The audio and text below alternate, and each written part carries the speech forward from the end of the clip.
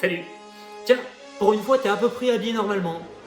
Bon, t'es démodé, mais on peut pas tout avoir. Tu rigoles ou quoi? Je suis super stylé. Je suis habillé comme dans le futur. Oui, enfin, ça c'est un peu facile à dire, hein, parce que la mode est un éternel recommencement. Oh putain, je parle comme un vieux. Non, mais t'es pas prêt pour ça finalement. Mais tes gosses, par contre, ils vont adorer ça. Quoi? Bah, je vais te parler de retour vers le futur. Et puis, on va forcément vieillir à un moment ou à un autre. Et un truc qui va pas dans sa phrase, hein. On dit aller vers le futur. On retourne pas vers le futur. Ah si, je t'assure. Je t'explique. Un gars qui s'appelle Marty McFly a des parents qui se font martyriser par leur patron et qui touchent un peu trop à l'alcool. Bah, c'est génial, ça, dis donc. Il a aussi un pote savant fou qui a créé une machine à voyager dans le temps. Et donc, avec cette machine, il va essayer de changer le cours des choses. Doucement, doucement. Y a rien qui va dans ton histoire, là. Une machine à voyager dans le temps, c'est de la folie. Ah non, vraiment. C'est une DeLorean en plus. Quoi? Alors, voyager dans le temps, c'était déjà limite. Hein. Mais avec une DeLorean, oh, la honte! Je sais même pas ce que c'est. Faut voir grand dans la vie. Quitte à voyager dans le temps au volant d'une voiture, autant en choisir une qui a de la gueule. Bon, admettons, mais c'est quoi le bail concrètement? Bah, au début du film, il y a des Libyens qui débarquent.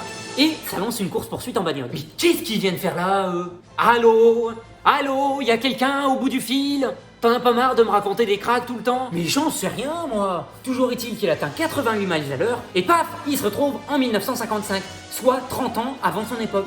Il va du coup rencontrer sa propre mère qui va tomber amoureux de lui, et donc il va vouloir réparer le cours du temps en la faisant retomber amoureuse de son père. Donc là, concrètement, il y a une histoire de sphinx, je suppose. Puis après, il va vouloir tuer son père. Non, ça n'a rien à voir, ça. C'est l'histoire de Thésée dont tu me parles. Alors, en réalité, c'est celle de Deep. Mais on va dire que j'ai rien entendu. Au moins, t'as retenu que je t'avais raconté quelque chose. C'est la même chose. Et le prétexte, du coup, pour que ses parents se rencontrent, ça va être le bal du lycée. Et à ce moment-là, Marty McFly va faire un super solo de guitare sur Johnny B. Good. Oh bah ouais, mais s'ils commencent à se monter dessus les uns des autres, là, ça va devenir bizarre, hein. Mais non, c'est le nom de la musique. Bref, une fois le problème résolu, il va devoir rentrer en 1985.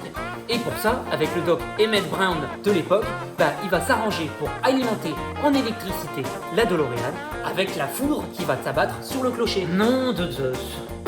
C'est de pire en pire. Tu fais pas si bien dire, parce que de cette manière-là, il va réussir à repartir. Il atteint les 88 miles à l'heure et il est de retour chez lui. Et c'est fini. Enfin, jusqu'au prochain épisode. Allez donc, c'est vraiment un crétin comme histoire. D'ailleurs, t'es un crétin. Ça doit venir de ton éducation.